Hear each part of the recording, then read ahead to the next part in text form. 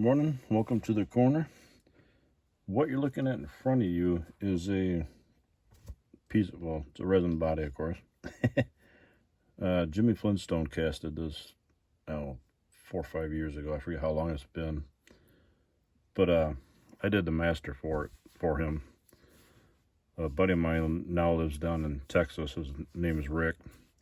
He did one of these quite a few years ago. I mean, 15, 20 years ago. It's probably been longer than that, actually. He used a 55 Chevy truck and put the cab, hood, bed out of the 55 Cameo onto the Boyd Zoom. And I like the idea so much of what he did, but I didn't want to exactly copy what he did. So I went with a 50 Chevy versus the 55 Chevy and did this. And this is what came with it. I have the master out in the garage, but I didn't use it to build this. I used one of Jimmy's resin copies like this to build a truck of mine exactly like this. Now, the reason why I have this out on the table today is yesterday, a couple of you guys, well, 4 of you guys, had said that you wanted to see more of what the green machine was that was on the back of my hauler yesterday. Well, truth be known, this, what you see in front of you, became this. If you can believe that that's the same vehicle, it is. Now you may be looking at it saying, well, the angles are all wrong. It looks different. Well, there's reason to that. I didn't build it, or didn't cut just this body up straight and chop it down, whatever. Quite a bit of work. Well, not quite a bit. A fair enough amount of work went into this thing. First thing I did, I'm gonna push this. Well, here, I'll leave it in leave it in frame a little bit. First off, you'll notice that the rear quarters taper down in the back versus these taper up. What I did is I took this body and just below the headlights, you can see here, this is the 57 Chevy headlights in it. Well, maybe you can't see that.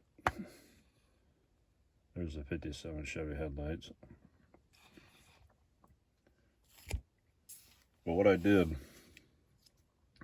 got closer all of a sudden. What I did is I cut it across here, up and straight down the body.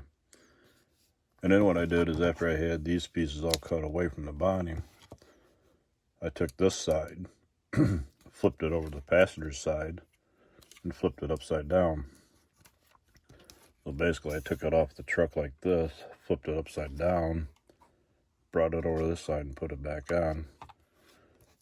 That way this would now be inverted to this side going this way to give it this rake. And then from there, as I was building it, I didn't know really which total direction I was going in with it. I knew I wanted to build something different and off the wall. And sorry about that. Stupid drainage or something going on today. Can't. Yeah. What I did was, like I said, I cut the lower half of the body off, flipped it over each, side to side, and that gave me this rake here. From the underside, I had a couple half moon shapes here and one here that I had to fill in, so I filled them in. And then in doing so, I carved a little bit out of the side body. You can see a little bit of a gap right here, more so than the rest of the truck.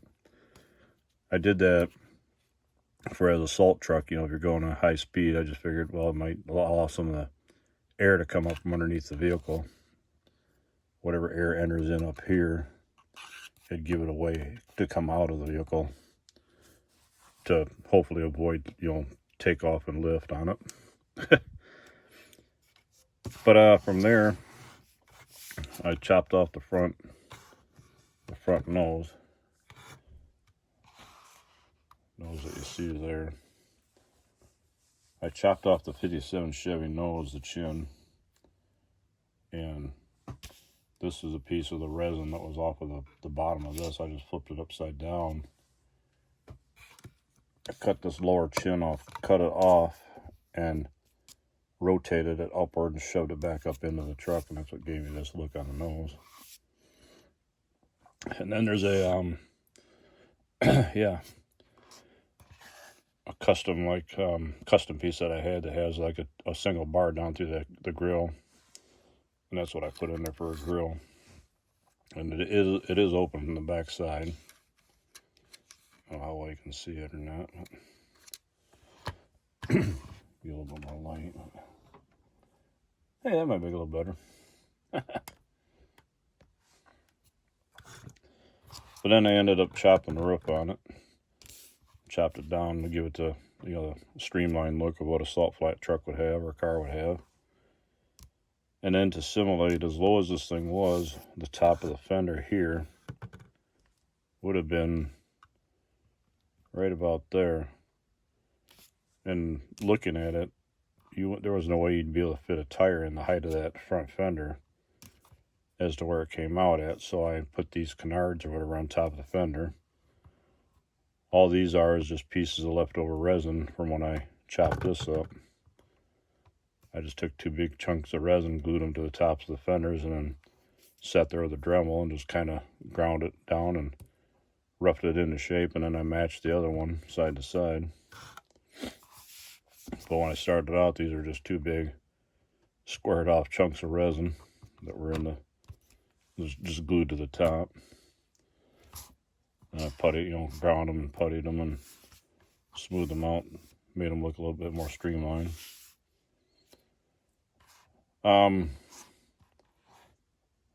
Power plant out back is a Detroit 8V diesel, twin turbo.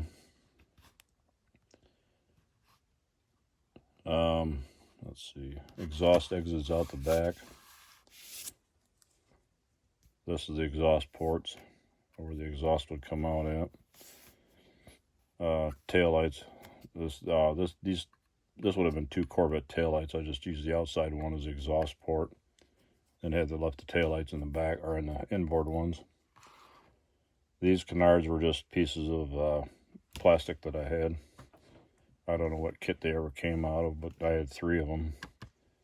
So I just put them on here for like diffusers. And finished off, I just ground these to chiseled to a point. Actually, the pieces that I used here, the Corvette, those are the pieces off of here. When I cut this all free and flipped the body upside down, the rear roll pan actually came to the top. That's why these are up here. It's all coming back to me now. And as a salt flat style truck, yeah, I know you'd have to pull some stuff off the engine to do it, but I designed it to where this looked like they pull these pins here and the body would hinge off the front and lift up. This is just down there for just like a push bar, just for fun, just like a wind-up toy, but it's on there. It's for the push bar for the push truck to be able to push the truck around. Decals, I think, are all slicks, if I remember right. Nightlife Speed Shop, Midnight Special, those are both slicks decals, I think. This one I know for sure is, but Custom Kempson Miniature, these are decals that I had custom built for the Custom Kemps semi that I built for the club. Fiberglass limited up front. And of course the old Tiger teeth. I can't even talk this morning. Now, the underside, I just shot these back.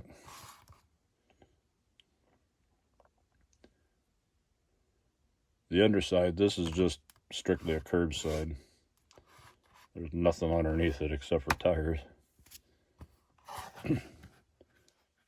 But that's all I did for the underside. There's not much there. I ended up being that these canards come up high. I didn't want to try tucking the tire way up inside, so I ended up just cutting the tires off and gluing them to the underside of the fender. This is just pieces of evergreen plastic. I didn't know if I was thinking about going with clear windows in here, and I thought if I went with clear windows, I need some sort of interior tub in it, so that's why these frames come out forward like this. I was going to build somewhat of an interior in there just to, you know, if you look through the windows, you'd see something inside. Well, being that I went with all these, the darker red windows, you can't see through it, so I scrapped the interior idea. Just didn't put an interior in it. Push pins, I just pushed them all the way through. That's what you see here. I didn't even snip them off, I just pushed them in, put them in. The green things that you see up here that I use for the exhaust port, these are actually electrical connections for like a push-in type connection board. You'd put the wires in this end and you'd crimp. You'd put the wires in on this end and then you'd crimp the green part and it'd crimp down onto the wire. And then this would just push into this end will just push into a panel and make the connection. Then you can disconnect it, push it into somewhere else. That's all it is. Not much detail underneath. Quick and easy. And I didn't even connect the exhaust. The exhaust is right. Here's one end. Here's the other end. They're supposed to come back to these things and exit out the back, but curbside, it don't matter. Only going for the illusion of what it looks like from the top.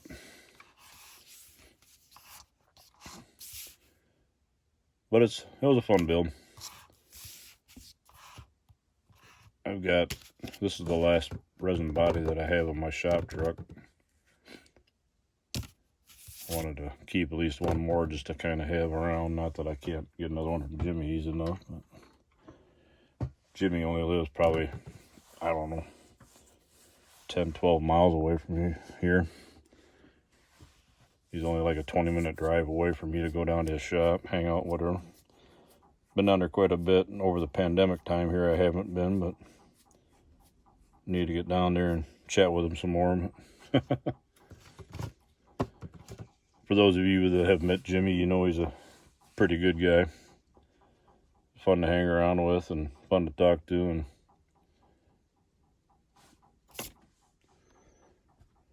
just to give you the side profile shot of the two together.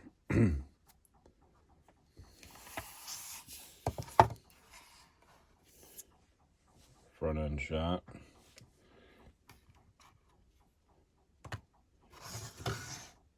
I know there's a few friends of mine that they don't like working with resin at all. They say working with resin gives them the rash, that gives them the hives, and they said they think they're allergic to resin, but I usually like working with resin. Resin's a lot softer material to work with. Cuts a lot easier. You can kind of form it a lot easier than what you can with plastic. Plastic, the most, you all know, when you're working with a Dremel, it wants to gum up on you, wants to ball up on you. Resin just chips away. Only thing is, I suggest when you work with resin is wear a mask. Keep this stuff out of your lungs. I know for a fact this stuff will mess with you. Even if it's just a regular doctor's type mask, just to keep that airborne dust from getting inside your lungs. It does help.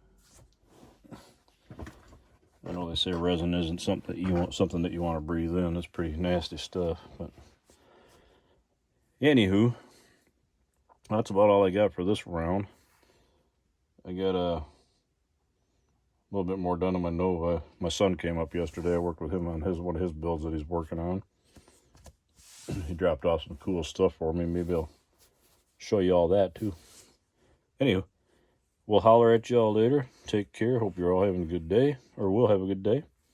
depending on where you are, what time it is where you are.